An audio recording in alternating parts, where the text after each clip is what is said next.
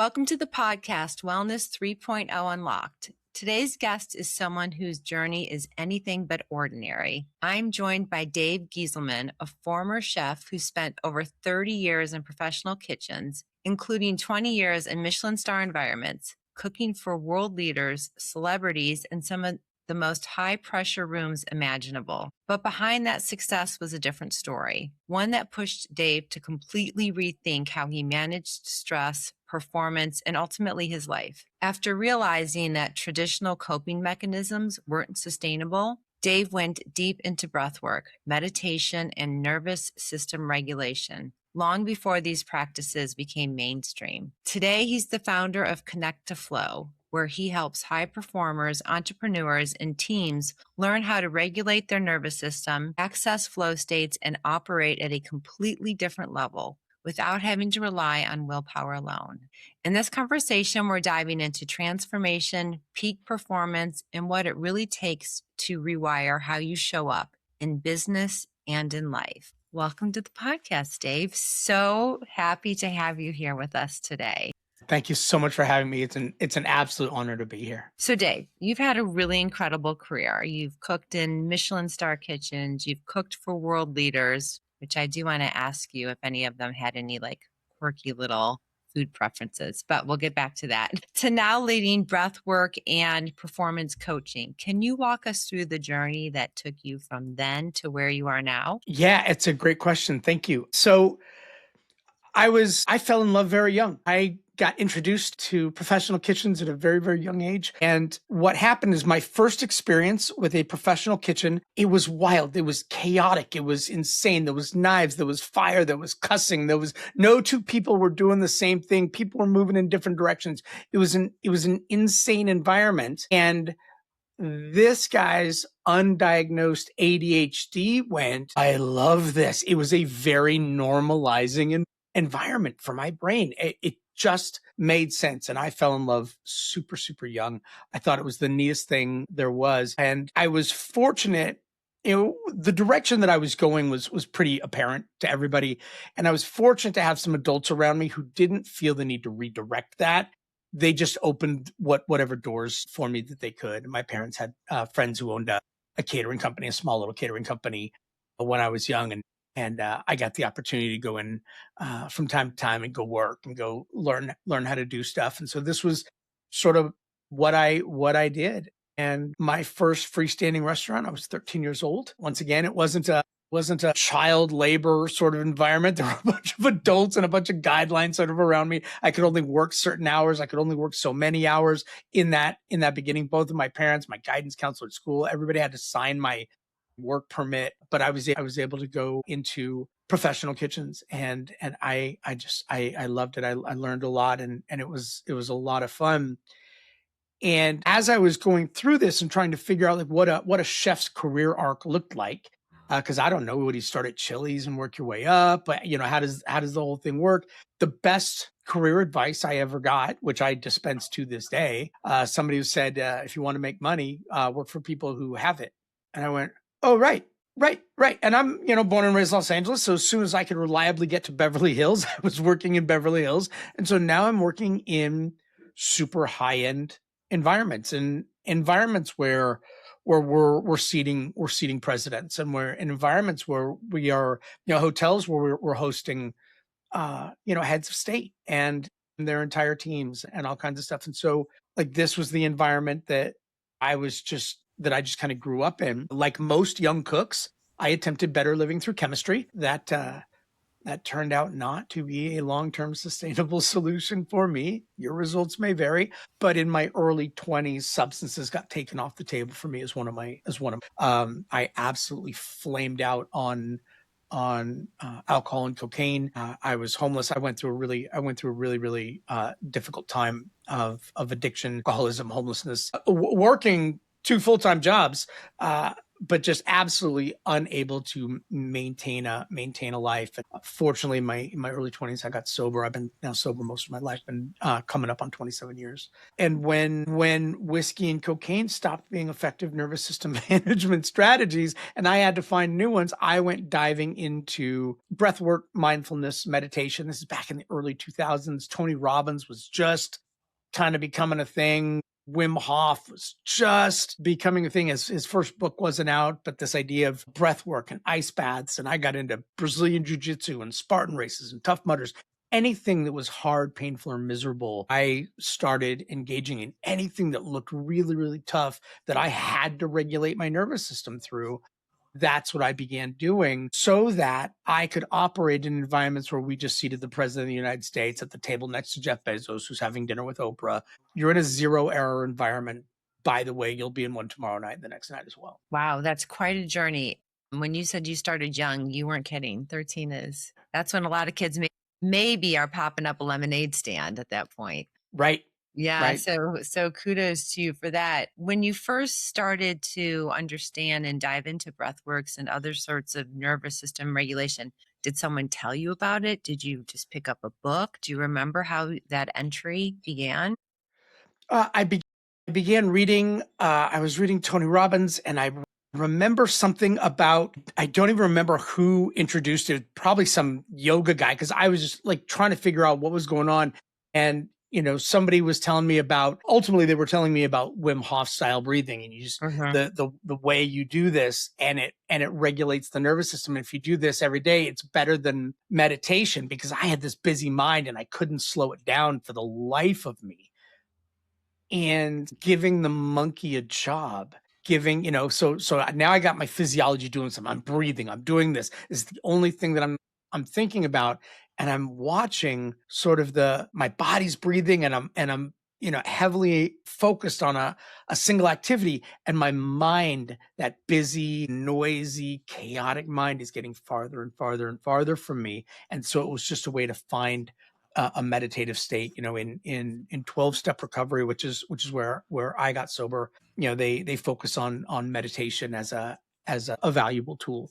And so I just kind of got into it and found that the idea of like sitting down and closing my eyes and shutting out all the thoughts, I would rather set myself on fire. Like I just couldn't calm myself. But if I could slow the breathing down, and I began reading, books by like Mihai Csikszentmihalyi about flow state and about how the nervous system works. And I began reading sort of like Dave Asprey and all the things that he was talking about in the very early days, and figuring out, they were calling it hacking then, biohacking and all the stuff. And really what it was in the early days was nervous system regulation, and realizing that brain state is connected to heart rate, which is connected to respiration. And so you really do have a couple simple levers where you can begin to control these things in real ways. So you were utilizing these tools while you were still in the restaurant business. It was helping you navigate your time during that. So give us a little bit of dirt. Did any of the leaders, you don't have to say any names, but have any really like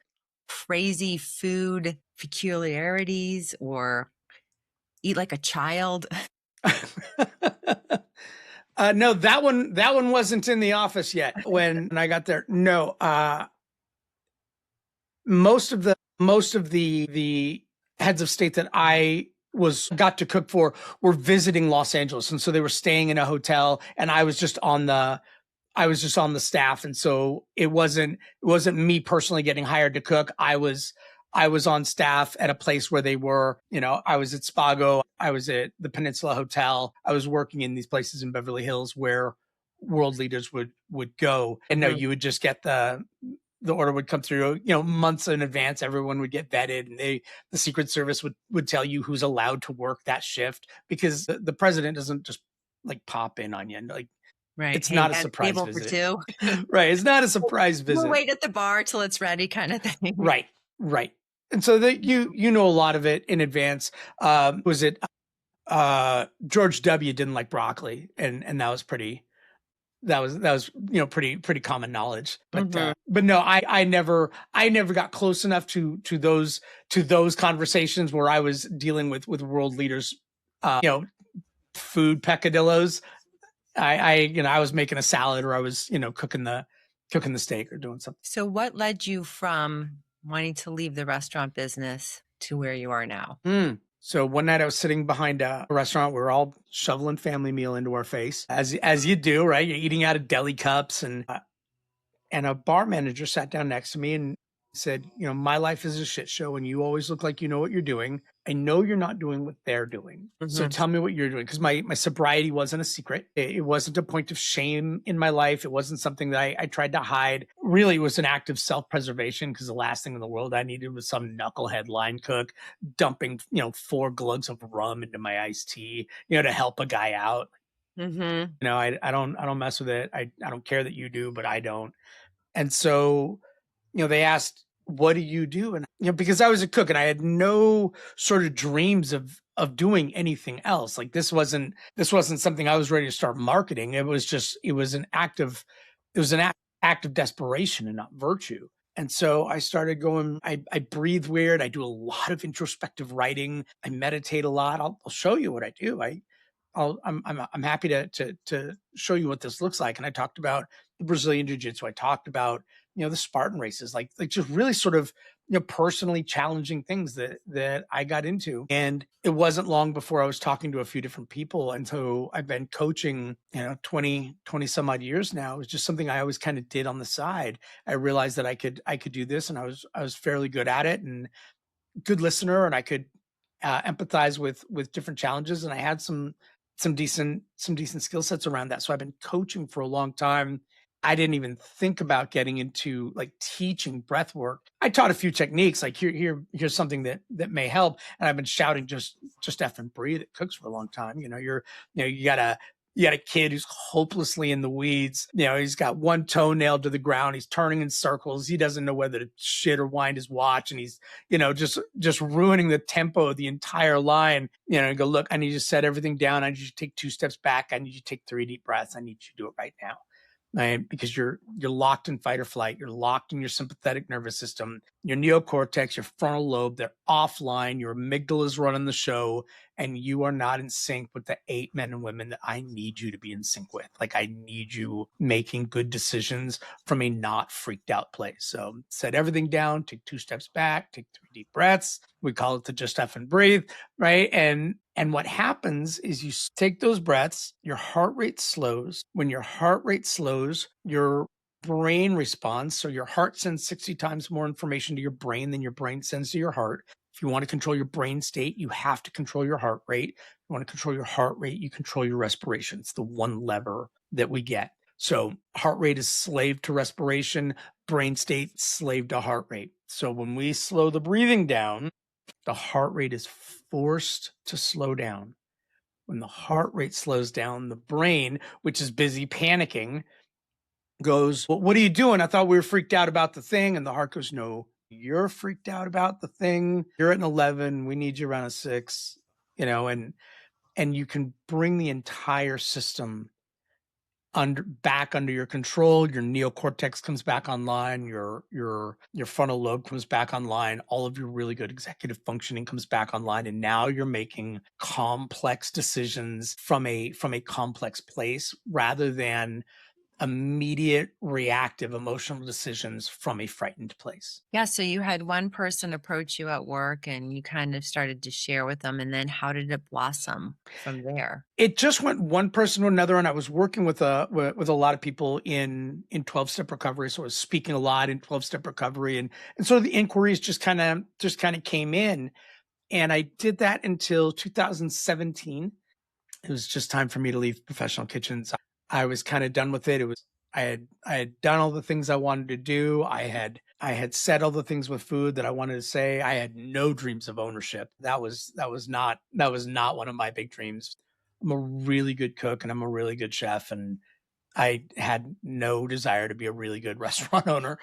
And so it was time for me to leave. And then I leaped out of kitchens 2017 and got off to kind of a really good start. So I opened up my schedule, took on more clients. It looked really good. Then, like all businesses, kind of at the beginning, you leap in a catastrophic sort of failure, and I'm trying to work out what I did wrong. I got some guys around me that are helping me out, And they go, why don't you lean into being the breath work to the breath work thing? And it felt like such a bar trick to me, right? It felt like just like a like such a like it's a bar trick. I can get you super high, I can lay you down, I can get you super high. They go, please, would you please be the breath work guy? Just please.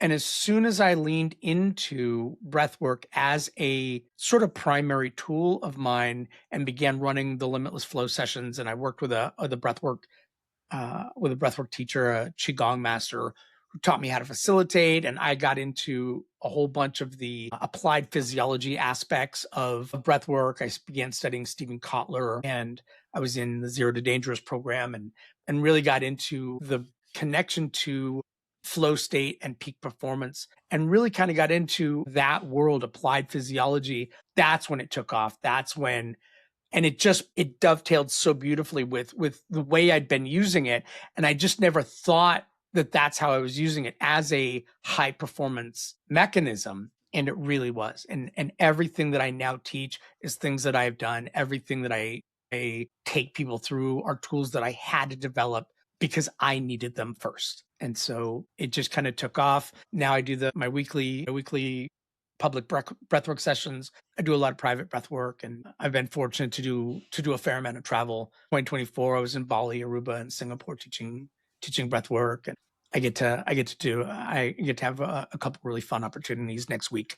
I'm in Mexico City, so Nice. So, yeah, let's talk about the breath work specifically for a second, because I was fortunate enough to participate in one of your breath work sessions.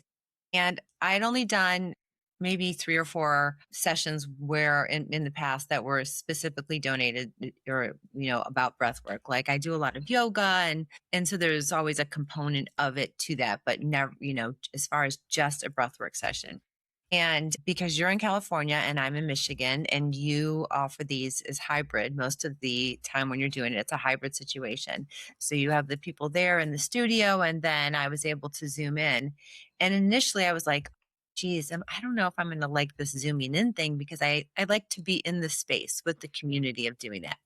Let me tell you something. I still love that part, but I had this mindset. So first I laid out my yoga mat like on the floor, and then I was like, wait, I have a beautiful, perfectly empty bed that I can go lay in and get really, really cozy and really, really settle in and completely be immersed in this. No one else is around me. I was in the house by myself, and it really was next level, Dave. Like it was the most sort of kind of slightly out of body experience I have ever had, just through breath work, in all the right ways, in all the best ways. You did a beautiful job of explaining exactly what was going to happen. I mean, I don't want to take someone through the whole course at this point, but you said in the beginning, at about minute 3 or 4, you're probably going to be like, why am I here? And I don't really want to do this. And I got other things to do. And this is, and sure enough, my mind started doing that. And then there were other things that just kind of happened psychologically, physiologically over the course of that followed your description to a T. And that's really comforting, because sometimes some of this you're like, this feels a little odd. Is this normal? And mm, if you're thinking that, I think that can distract from your ability to, really. So the second you're like, oh, yep, he said this is going to happen. This is, and it wasn't anything bad. It was just these changes I was feeling, the tingling, that sort of stuff. sure. And then after the session was over, to be able to wake up. I mean, I wasn't asleep, but to be able to sort of come out of it and just be at my house and not have to get in my car and drive back home. Because at the end of that, I didn't want stimulation or a lot of stuff coming at me. So it was really, so I encourage anyone to get it. You can hop on these sessions from anywhere in the world Mhm. and zoom in and just be in your own little space. And you did a beautiful job of leading it. I try and block it off on my calendar as much as possible, just because of the time zone. Sometimes it's a little challenging. It's like midday on a Saturday for me, which isn't always the easiest time to, pull one of those off. But anyways, and a lot of my friends, particularly back in Virginia Beach where I live, like some of my friends are yoga teachers, and we're all sort of into a lot of this stuff. And I was like, all right, guys, we got to hop on this. It'll be like we're all together, but not, and, can have this communal experience. So anyways, I just wanted to give my little 2 cents and shout out. I highly encourage everyone to give it a try. You can do it from anywhere. If they're lucky enough to be close to you if they're in the LA area, great, go there. I think there's a lot of beauty in being in that space in a communal environment, but there's something pretty nice about laying on your own bed and just, being able to chill out for a while afterwards. So that's my 2 cents on that.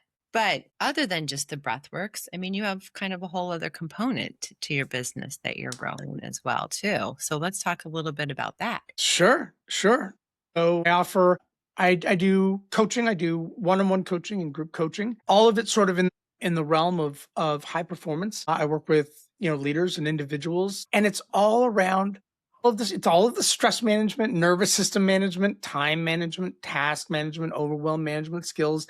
They're required to thrive in a Michelin-starred kitchen, right? And I teach them to people who did not grow up in them like I did. And so it's a lot of the same tools. What I found is a lot of the tools. I was diagnosed with ADHD at 49 years old and realized that a lot of the things I do are sort of adaptations to ADHD that I A, didn't know I had, and B, have worked out really, really well for me.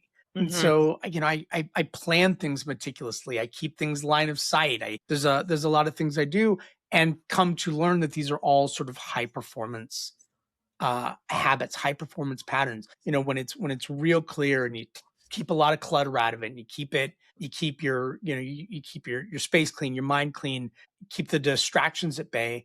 All of a sudden, you're thinking clearer, you're moving clearer. Today you is really kind of being the butler for tomorrow you, and so you're taking care of your future self today. Your future self, by the way, will thank you for making sure that they have an easy path through their day today. So I also do professional speaking and education. So for those high performers that are listening, what do you think are some of the most common mistakes that people are making when it comes to managing their stress and their performance? Great question.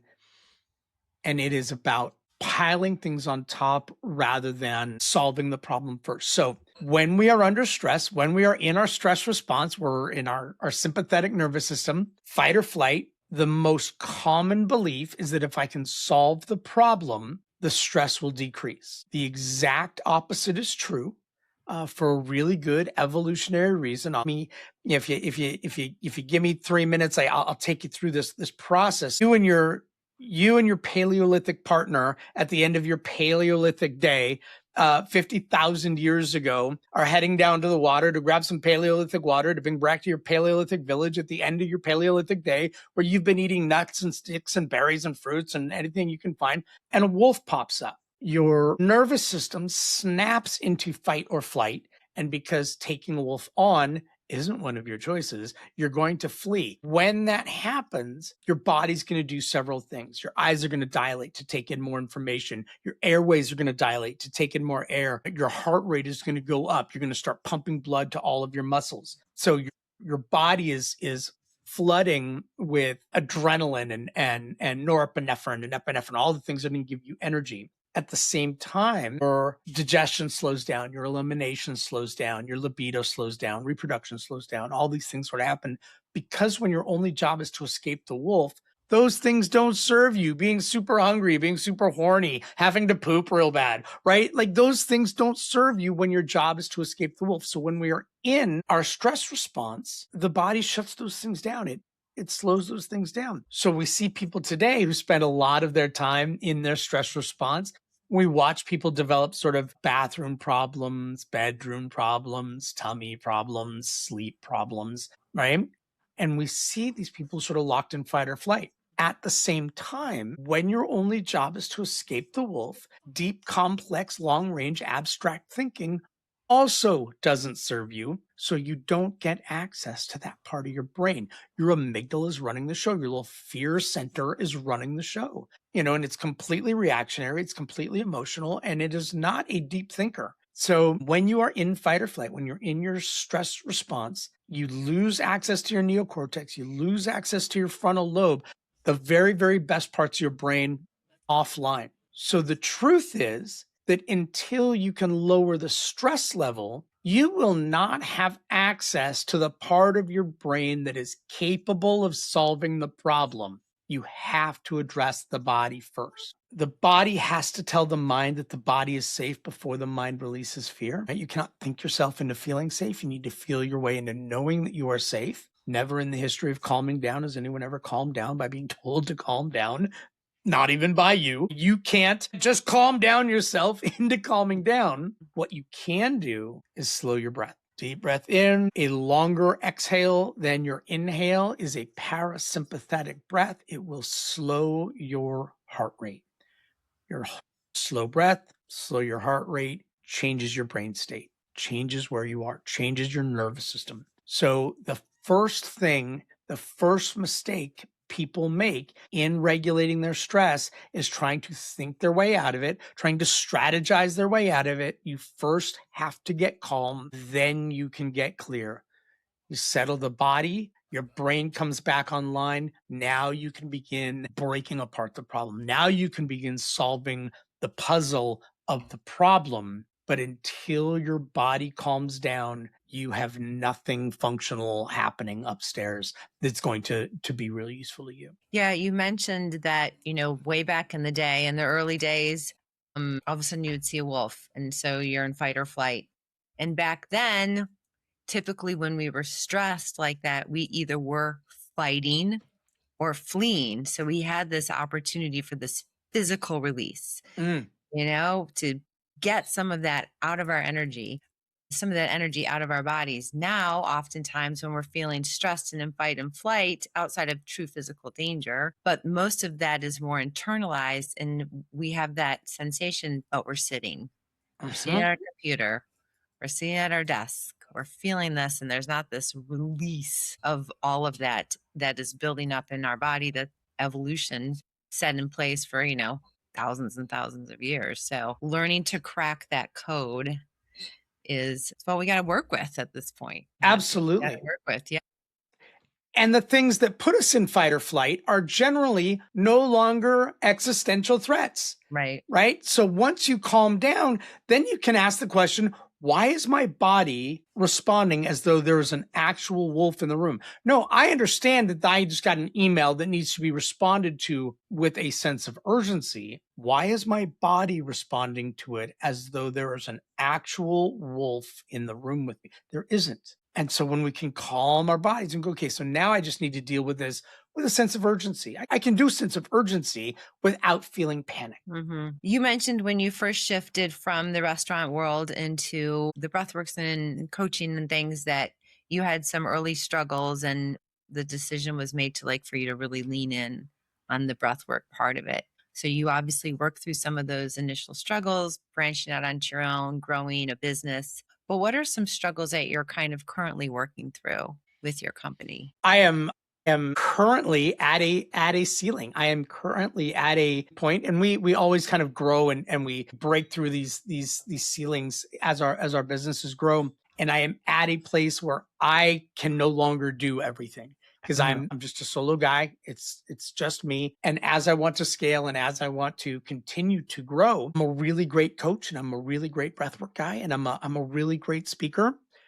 And I'm probably not the world's best marketer, right? I'm probably not the world's greatest at cobbling together marketing materials or assets or any of these other things. I've done that well enough to get myself this far, and I'm now working with just starting to work with a team and an agency to begin taking those things off of my plate because I no longer have any business doing them. I've reached a place where I can now begin to outsource those things and bring on employees and bring on an assistant and somebody who can handle the day-to-day email writing and all the social media stuff, which just makes me crazy, which when you begin, you have to do. You don't get a choice. If you want a business, this is what we do. And I have been able to reasonably well cobble together that, but sort of letting go, the reins, letting go control, bringing other people on, my own sort of narratives around,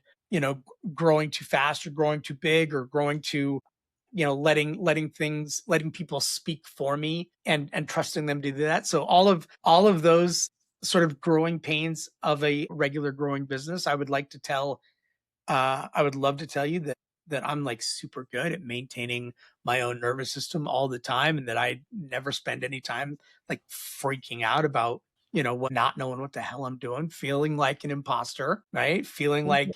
Feeling like I don't know what I'm doing and I'm going to get caught. I'm going to get found out as the fraud that I'm absolutely certain that I am. So, but having tools allows me to move through those things and not beat myself up, right? And I think that's the real key. This is human, right? This isn't broken. This isn't, oh, I'm screwed up. I'm somehow defective. No, this is a very, very human thing. And being able to give myself grace as I go through the challenges and growing pains of my own growing business. As you're growing your business and you're able to hire some employees and outsource some of this, are you utilizing AI in any way at this point? Oh, I am. I am. I love AI. I use it to outsource cognition.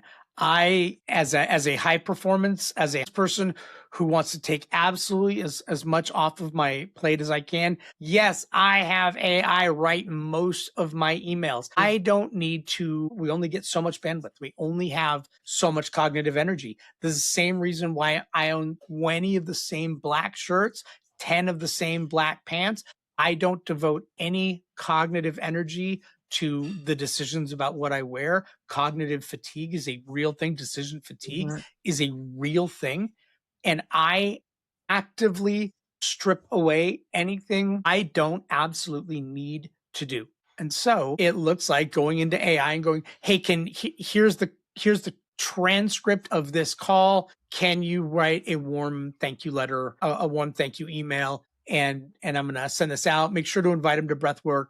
Whatever the thing. But yeah, I do. I have my own podcast, and I absolutely let AI edit it. I'm not going through hour after hour after hour of stuff. I One of these days, I'm sure I'll have a team, or I'll just have an agency that handles that. But as a person who in this moment needs to do it myself, no, I am happy to outsource that cognition. And so I use it as a scaffolding tool Mhm. when I'm writing things, when I'm creating courses, when I'm building things.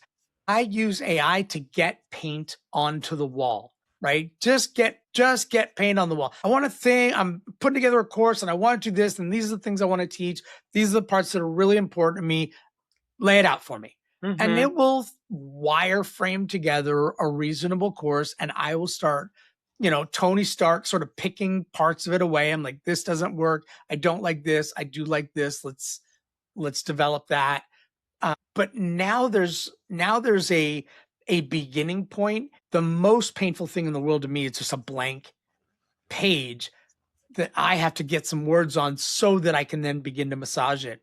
Mhm. AI is marvelous for that. Mhm. I use the Michelangelo example. Somebody asked Michelangelo how you sculpted David, and he took this giant piece of marble and he said, I chipped away everything that wasn't David. Right. So instead of trying to, like, looking at a mountain of marble, I am having AI sort of rough hew out the shape of David. So now I can begin chipping away everything that isn't David. And I don't have to see David in a giant amorphous, like blob of Yeah. marble. I don't need to be able to picture that. I can go, give it some shape for me, and then I can refine it. I love that. I love that term scaffolding. I'm gonna utilize that. My company Soaring Solutions, that's what we do is help people typically in the health and wellness space with AI solutions. And it really is always to help them get the time back so that they can spend it where they shine and the things that they want to do. And also, particularly in health and wellness, where the human touch is important and it can't ever be replaced. So, if there was some other task right now that you wish you could just wave a magic wand and hand over to AI in your business, what would you love to take off your plate next? 100% of my marketing, Mhm. 100% of social media, 100% of of all of it. I do best when I am speaking one-to-one or one to a group.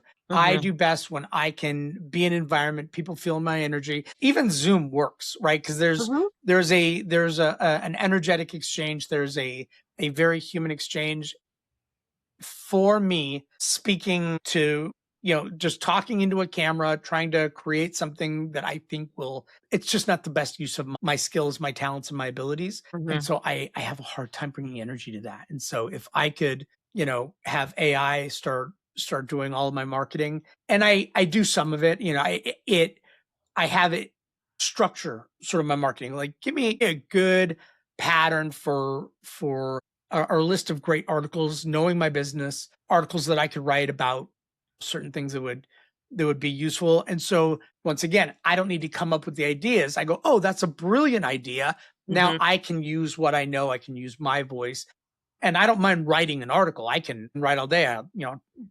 Talk about something that I'm totally into and passionate about. Sure. Right. So I have right now a list of articles that need to get written about subjects that, on subjects that I'm really, really passionate about, but I didn't have to come up with this list of good ideas. I can just execute on great ideas. Do you see an overlap or potentially an issue with technology and nervous system regulation as we move forward?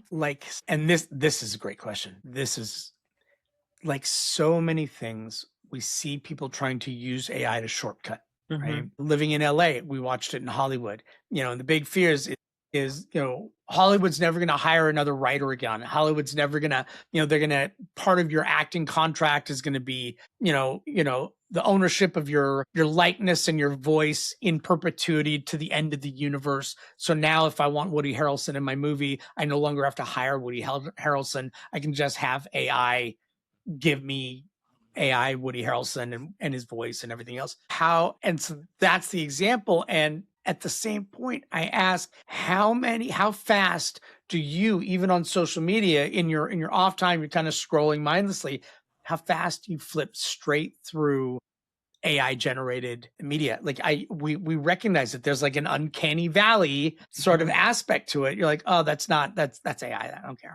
And then you start reading something. You're like, oh, this is AI. I'm not reading an article written by AI. I'm not, I'll read an email with bullet points and thanks for not sending me a novel email, right? Like but we don't like it. We don't want it. And so we're seeing the pendulum swing where no, human creation is sort of where the value is. And we've seen people use AI as sort of a therapist or a surrogate friend, all of these sort of tools. And it's pretty good. The problem is it's not real good, right?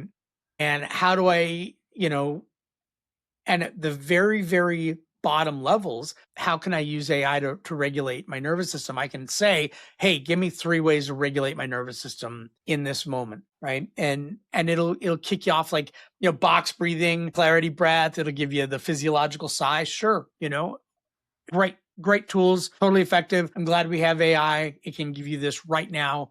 And it can answer the question. You don't need to feel embarrassed to go to somebody and go, I am freaking out right now. I don't know what to do. How do I regulate in this moment? We can ask AI on our phone and it'll give us effective tools usable in this moment. A terrific use case, but it's nuanced.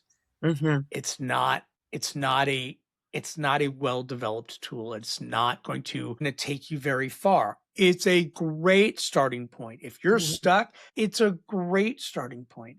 But I don't see the AI sort of nurses, this idea of an AI physician's assistant or an AI nurse being able to answer real questions, an AI, applied physiologist being able to talk about the best way to enhance your performance in whatever ways. I just don't think it's that good. And I don't think that by the time it is that good, I think we will have rejected AI as a doctor, right?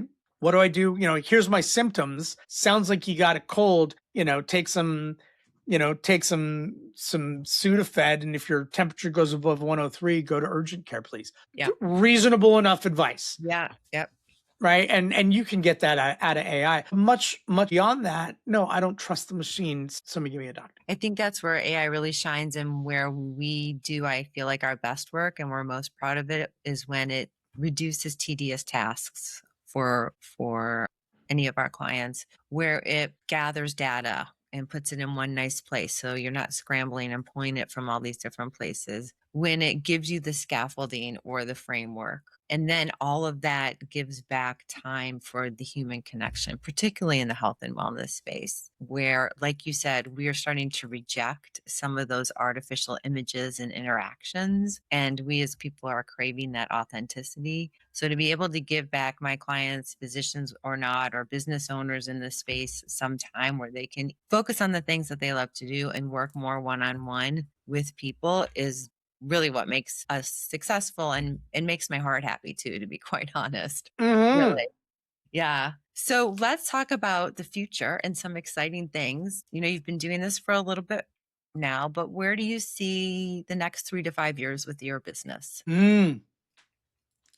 Next 3 to 5 years really looks like establishing myself as a global leader in this space, in applied physiology, in performance, in nervous system regulation, right? And so it looks like taking on fewer clients at higher and higher rates. So working with fewer people one-on-one and really starting to establish larger community in the limitless community. So begin really leaning into the breathwork facilitator certifications and the flow state coach certifications. There's a book on the way, no timeline on that yet, but it's been started and it's in its own and it's a in its own place right now. I don't know where it's going, but the name of it is called Shit. Now what do I do? Right? Which is kind of the place where we all get and like that's the moment in so many ways that we begin seeking outside advice. So really it's about growing the limitless model and growing the limitless community to become really, really accessible to a global community and establishing myself as a thought leader in this space. You currently work with both individuals and teams. What kind of impact do you see when people really put in the work and do this consistently? What they get feels like more time. Nobody gets more time, but what they're actually getting is greater efficiency. What they're getting is emotional efficiency, cognitive efficiency, time efficiency. When I can block 90 minutes and get 4 hours worth of work done in that 90 minutes because I'm not being interrupted. I don't have to task switch over and over and over and over again. I'm not being pulled out of the thing. And I can set up several blocks in my week where I can be super productive. People get the emotional intelligence goes up, qualities of relationships go up because I'm not stressed out, which means I'm not snapping at my staff, I'm not snapping at my family, I'm not coming home and needing this big amount of time and process to decompress. I'm not coming home, with my shoulders pinned to my ears, bringing home a bunch of stuff. I have a well-regulated mindset. I have good boundaries around work, around home life, around things. And I have a really good way of recovering, of returning home, returning to myself, which means that when I want to be with my family, I can be present with my family. When I want to be with my friends, I can be with my friends. It feels like freedom. Right? And on the outside, it looks like having a superpower. It looks like when we are really well regulated, right? When the stuff hits the fan, human beings look for the calmest person in the room. That person, regardless of their title, is the leader, right? And so when you're in that meeting or you're a part of that discussion and that bad news gets dropped, people are looking for the person who is not responding emotionally, right? And who's listening, who's taking in the information, who's not responding emotionally. And that looks like a superpower because you're going to take it all in and then you're going to say something calmly and people are going to follow you. You mentioned a couple of things that I just sort of tied together for me right then. One was blocking off time. And then also you being diagnosed with your own ADHD and realizing that so many other high performing people have it. It's, it's your superpower. It's the blessing and the curse, right? It's Right. the superpower that allows you to do amazing things, but also you can become your own worst enemy with that. And I'm in a group, Women in Tech, and we meet every other Wednesday virtually. It's women all over the world. And one of the things that we did yesterday in our meeting, and I already felt a shift just in knowing that this was going to work. It's only been in place for me for 24 hours, was blocking off the time. But first, we all had to figure out when we were at our best, because not everyone's a morning person. Not everyone's an afternoon. And sometimes maybe you have two chunks of the day. And of course, every day can be different, right? But we all kind of have a rhythm, and to recognize when are we at our strongest and to put our most important work during that time whenever possible, to really utilize that, and then leave the other times where perhaps we're not as our strongest and there are other tasks that we can do that don't require that level Mm-hmm. of energy or brain activity. And I think it just really ties in with that. And while I was having this meeting yesterday, I was even thinking about you and how just the breath work has already helped me as well. So now I feel like I have these two really amazing tools at my disposal, and so much more to learn all the time. All Right. the time. It's such a journey, and once you think you got one thing down, something changes. So, Dave, I so appreciate this conversation. It's been amazing. Everyone needs to, okay, first of all, I'm going to put all the information in the show notes, all your links, but tell everyone how to find you. And then you have a nice special offer for anyone who's listening to the podcast. Absolutely. The easiest way to find me is my website, connecttoflow.com. It's all words. There's no, it's not a tricky one. Connecttoflow.com. You can find me, learn about what I do. There's a breathwork tab. You can find my weekly public breathwork sessions and sign up for them. For everybody listening, there's a discount code, and it's wellness, and use the discount code wellness.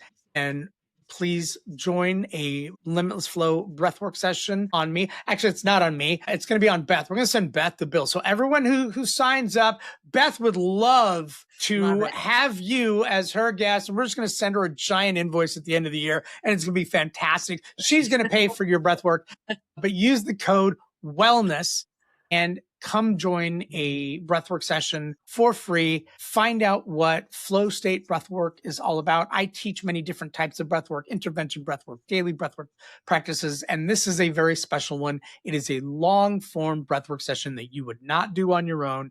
This is something that is guided. It is deep. It's a 90-minute session. It's about 50 minutes of focused, intentional breathing. It is one of the very few breathwork modalities in the world that was built from the ground up to deliver neurological results, neurological outcomes, as opposed to biomechanical or biochemical outcomes. It is a neurological based system. It is applied physiology. You are going to love it. You are going to love it. I'm telling you. Yeah. And I'm happy to pick up the tab on that. I feel so strongly about that. But on their website, they can also find out not just how to take the class, but how to work with you. If they're interested in having you as a speaker, all that great stuff is all there on the website. Yep. So, and we'll be looking for your book when it comes out. I promise to announce it as best I can. Okay. All right. That sounds amazing. Well, thank you. This has been such a treat. I'm just really looking forward to being part of your Breathworks community from here on out as well. So I'm so happy that we connected, not only for all of our listeners, but just truly on a personal level as well. So thank you, Dave. Thank you.